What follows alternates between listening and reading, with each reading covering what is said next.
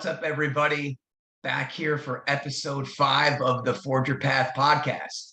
And man, I'm really fired up about this one today because, man, it hit me like a ton of bricks as I was thinking about it. So I am a huge fan of the NYG Man. Been a Giants fan for, God, I don't know, probably since I was about 8 years old. Growing up in New Jersey, always rooted for the team. And so this year, 2022 season, man, been a great one. After a decade of brutal football, absolutely brutal football, essentially since they won that Super Bowl in 2011, which technically took place in 2012, it's been a brutal decade. One playoff appearance, the old famous OBJ year with the boat ride, and don't want to go down that path, but awful playoff loss to the Packers. Essentially one playoff appearance in a decade. So after this year going 9-7-1, last week going to beat the Minnesota Vikings on the road, was super fired up to go play against the hated Philadelphia Eagles. And my dislike for this team is pretty much right up there with the Boston Red Sox.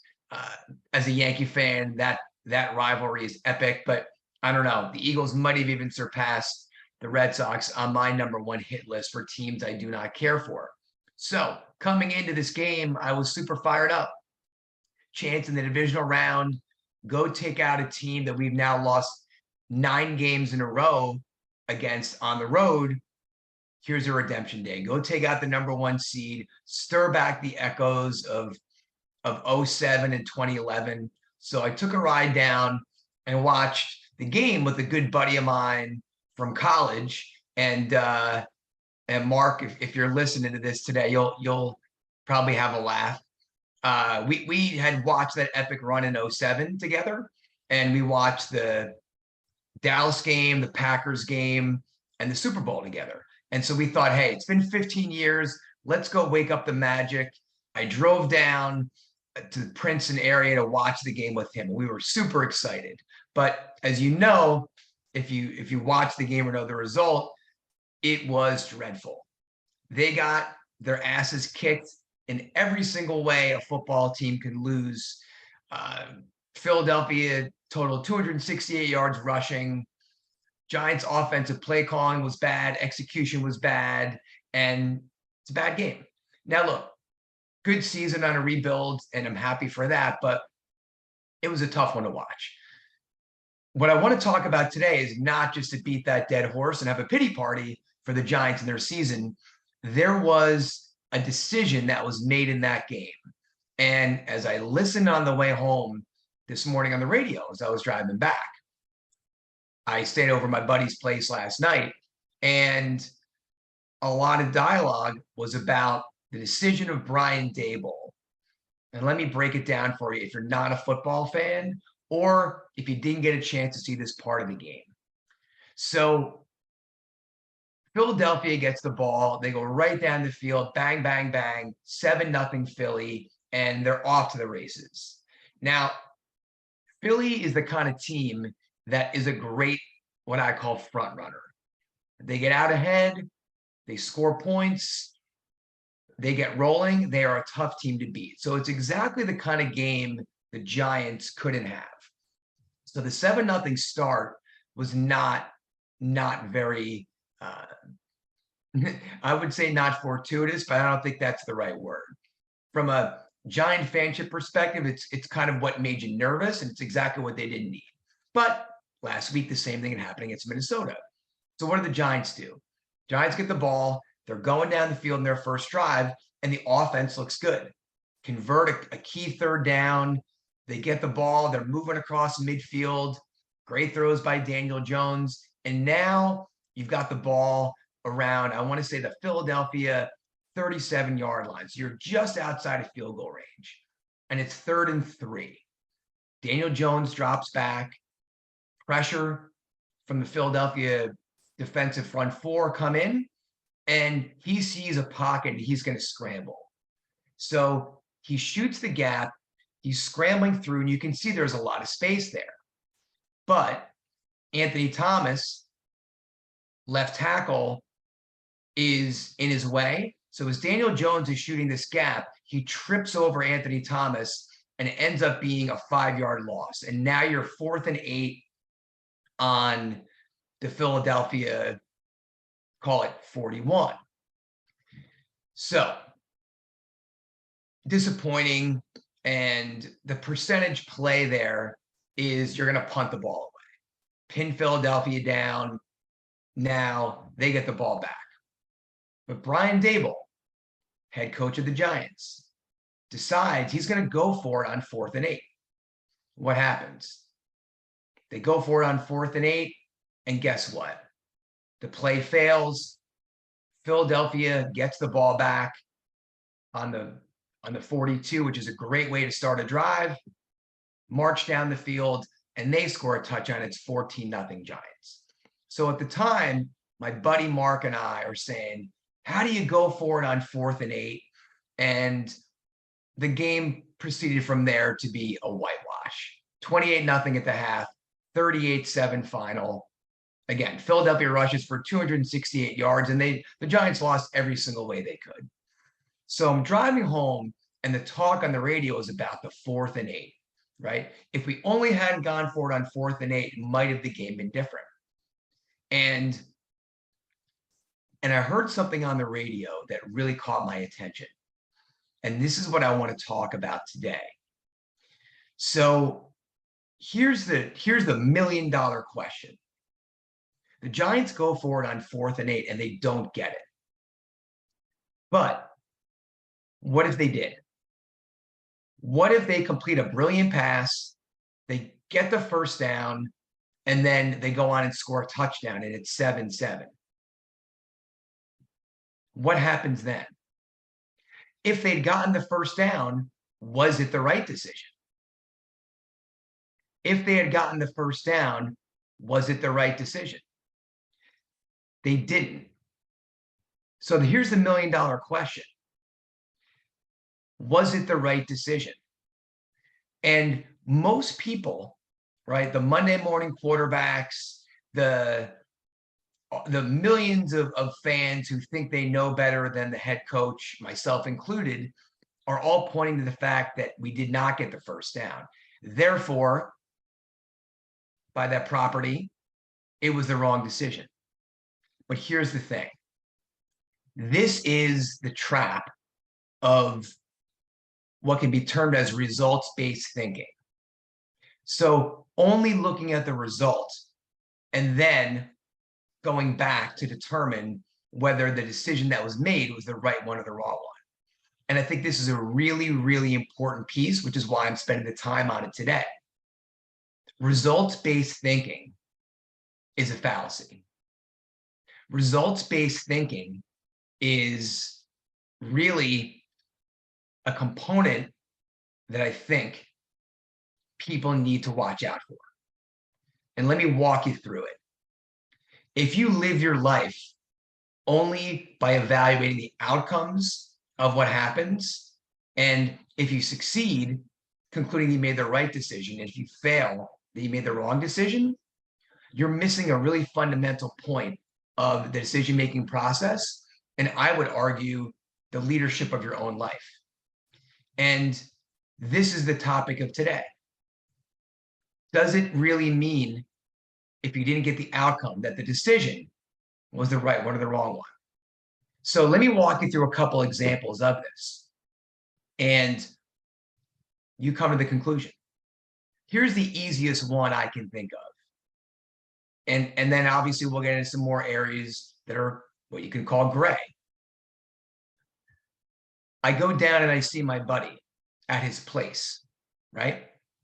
And we had a fun time, had a couple of drinks, and I stayed overnight at his apartment. However, if I decided to drive home that night, and let's say I drove home and I made it home to my house safely. Because I made it home safely, was that the right decision?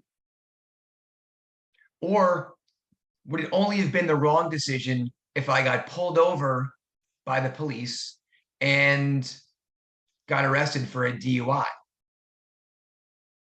Would the decision have been the right one if I'd driven home and made it home safely? I hope you understand where I'm going with this with the results-based thinking, because clearly making that decision to drive after a couple drinks is the wrong decision. It's not a sound decision. It puts myself in jeopardy. It puts the other drivers in the road in jeopardy. And there's a great amount of risk in making that decision, regardless of whether I make it home safely or not. So the decision to stay overnight and to not drive was the right decision. Just because if I had driven, which I did not, just because I got home safely wouldn't have made that the right choice. So I think we probably can all agree on that. But don't we in our lives so often go to the outcome and then conclude that just because of the result, the choice was right or wrong?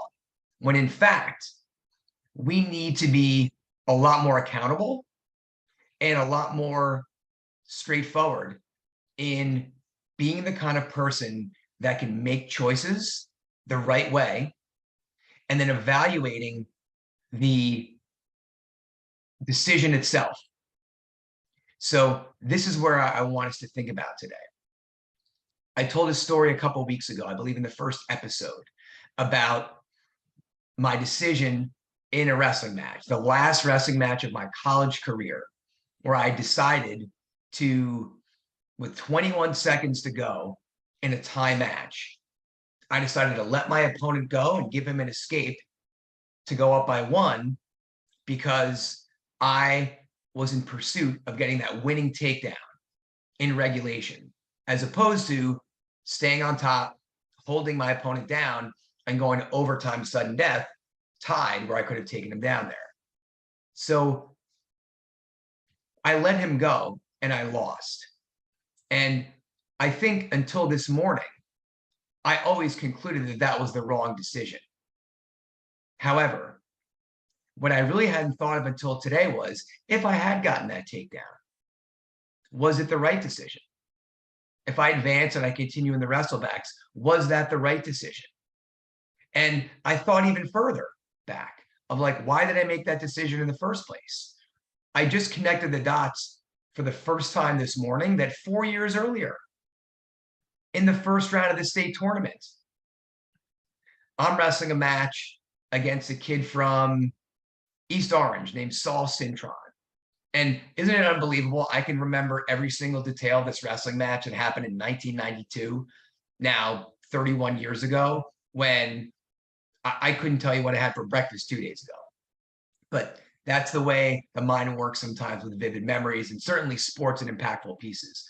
But I can tell you in that match, which was wrestled at the dreaded Super Region, the first year where the state tournament in the 1992 season was built into these 4 satellite zones, where instead of going to the state tournament where everybody competed, all 24 people, for the chance for a state title, they broke out the first 2 rounds into these super regions. So now you had to win a couple matches to be in the top 12 to actually make the state tournament. And they moved it from Princeton the prior year to Atlantic City that year. So the point is, in that match, guess what? I'm down 10-7 in the 3rd period. And what do? I take my opponent down. It's 10-9. I let him up, 11-9. I played the takedown and let go my opponent game. And guess what? I let him go when I was up 13-12 to make it a tie score at 13-13. And I recorded my 4th takedown of the period to go up 15-13, and I finished the match on top. So 4 years later, guess what? I make the decision to let my opponent go. Here's the difference. High school match, I let my opponent go to tie the score. And if I don't take him down, we go to sudden death overtime. In the college match, I'm letting him go with 20 seconds to go to give him the lead. it's a completely different decision. And in one case, it was the right one because a tie score at that point would be a much better percentage play, where even if I don't take him down, we go to overtime. Whereas in the college match, by giving him the lead, the risk reward was significantly different. So it's not that I made the wrong choice because I didn't get the takedown. If I'd gotten the takedown, it would have been the wrong choice too in the college match. It was a flawed decision either way. So let's think about it in a couple other domains. I'm in sales. Let's say I'm a sales development representative. It's what I know very well as I manage a team of sales development reps. And I decide to make that last phone call of the day. I'm deciding whether or not to call this point of contact. And I make the phone call and the person rips my head off. Is that the wrong decision because the person ripped my head off? Or is making that one more phone call at the end of the day the right decision? Well, I would argue that more often than not, it is the right decision because one more touch gives the ability to win the numbers game. So just because someone ripped your head off doesn't mean it was the wrong decision. Let's say you're a salesperson working a deal and prospect is beating you up on price and they want you to drop the price by 25%. And you're going back and forth with your leadership team. You decide not to do that. And guess what? They sign with somebody else. They sign with a competitor. Just because they sign with the competitor, was that necessarily the wrong choice? Or was holding the line the right choice? Because if you drop by 25%, it's really not a win for you and the company. So I think it's important to get to the root of your decisions. I think about it back in the old days when I was single, a long, long time ago, back in my 20s. And there was always a conundrum. Those of you who probably remember that are dinosaurs like me, do I call this woman on this day, or do I wait another day or two? You're going through that do I call, do I not call question. You make the call, they don't pick up, you leave the voicemail, and then what happens? They don't call back. And I always used to kick myself of, I shouldn't have called because I didn't get that call back. But at the end of the day, isn't that really flawed thinking? The move probably was to make the phone call because without making the call, how do I even get an opportunity? But I was always focused on the result, or the non-result, I should say, and beat myself up about it. So that's just 3 different domains to break down the decision-making process. And here's what I want to leave you with. If you want to get more traction on your goals, if you want to be that leader of your own life, or maybe you're somebody that leads other people, whether that's your family, whether that's your business or a team, you have to be able to make decisions and have the confidence that the decision you made was based on the information you had. And guess what? Sometimes you're not going to get the result that you wanted. You have to be willing to fail. You have to be willing to have the result not always be what you intended. There is no 100% when you make choices, and especially tough choices as a leader. And as I'm thinking about it today, it really just does come back to my favorite quote right here. The man in the arena. And you think about that quote, and it's so easy to be that Monday morning quarterback. The first line from the famous speech from Teddy Roosevelt is, "It is not the critic who counts." And I think that we are so afraid oftentimes about what the critic's going to say, about the second guessing that others have, or the second guessing of ourselves. when instead being a sound decision maker and being able to make choices, knowing you're not always going to succeed, to me, that's leadership. That's leadership. So on this morning, when, again, the radio is just going for the next 48 hours and 72 hours is going to just tear Brian Daboll apart, I'm not saying to go for 4th and 8 was the right decision or the wrong one. I'm just saying to you, Brian Daboll, knowing that was a tough choice and knowing you had the guts to make it, my hat is off to you. And I want to say congratulations on a great season, and excited that we have a leader at the helm who is willing to make decisions and stand by them. You're not always going to be right, but that's what leadership is. That's what courage is. So as you go off in this day and you make the decisions in your own life, focus on the decision itself and not just take a look at the result to see where you wound up. I hope that hit you right today. And if you like this episode, if you're enjoying this podcast, please get out there and share with other people. I'm so appreciative of the support so far from listeners out there, and just keep spreading the message to help others become that impactful leader that they want to become. So thanks, everybody. Have a great day, and I'll see you back next week. Thank you for listening to this episode. If you enjoyed it, please share it on social media. Also, if you're interested in learning more about my coaching programs, please see the show notes for the link to my website. Thanks again, and I'll see you next time.